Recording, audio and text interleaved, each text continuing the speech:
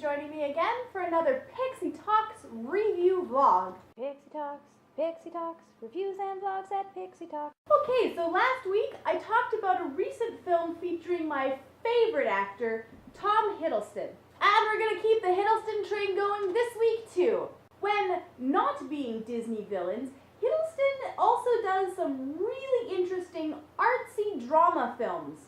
And as you already know what a sucker I am for vampires, this week I will be reviewing Only Lovers Left Alive.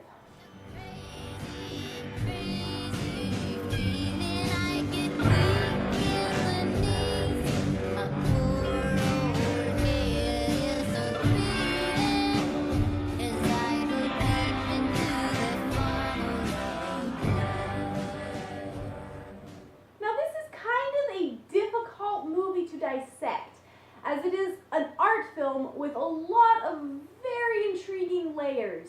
On the surface, it's simply about two vampires as they navigate our modern world and how their many centuries of life experience shape their perceptions. The director has described it as being an experiment in character study, essentially. Tilda Swinton's Eve is the more vibrant of the couple, full of life and enjoyment for experience, whereas Tom Hiddleston's Adam is tired and weary of life and interacting with people who they refer to as zombies. Eve acts as an anchor for Adam, and the two are bursting with chemistry between each other. You really believe that these two love each other very deeply and intimately, and are quite possibly one of the most beautiful couples I have ever seen on film. Now, this film is not really about the kind of vampires that I prefer. I've gone on long rants in the past about how I prefer vampires to be ruthless villains, antagonists to be feared and eventually overcome. I'm not usually really into the emo, tortured soul style prisoner of the night, which is completely what this film is about. But the film is also working with a whole lot of metaphors, so it's not like you can really take the vampire motif at face value. Monster stories are very often metaphors for other concepts, and vampires are certainly no exception.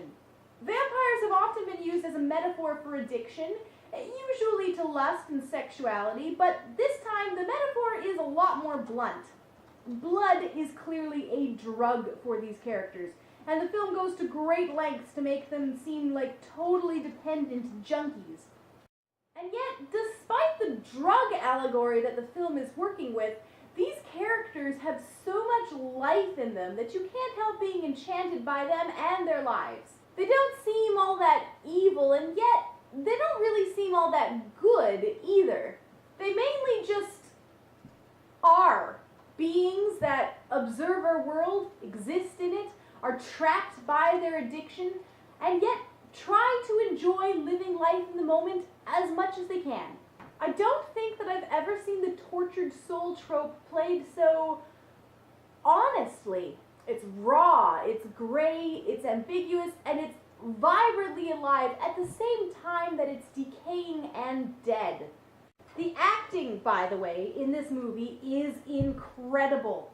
Every single actor in the film plays their role beautifully.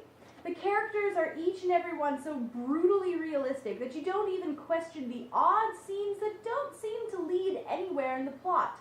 It's more of an odd macabre slice of life than a drama, and it pulls you in regardless by the flooring performances. Hiddleston, of course, is breathtaking, but then again, so is everyone else here. If it has a flaw, it's that it's very slow-moving and doesn't really end up going anywhere. It's a very existentialist film that muses and meanders through the meaning of existence without worrying about creating a compelling narrative. That, however, in itself is somewhat compelling. You see bits and pieces of these characters' lives without any of it really needing to lead anywhere. It's thoughtful, but never reaches any lasting conclusion.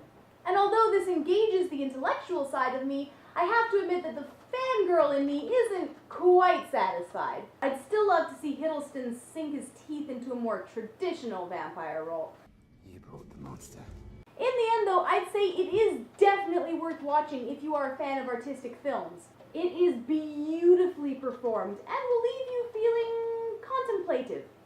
It should be watched and thoughtfully appreciated appreciated, like a fine glass of wine, unlike Hollywood action movies, which are guzzled down like pop. I'm still mulling over its many layers and themes, and I think you won't be disappointed by the experience.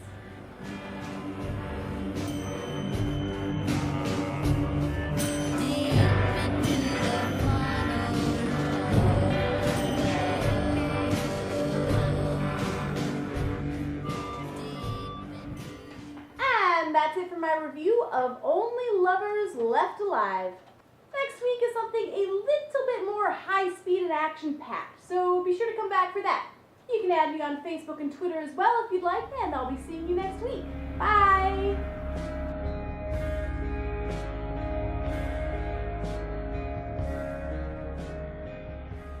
Sink his teeth. See what I did there? I'm funny.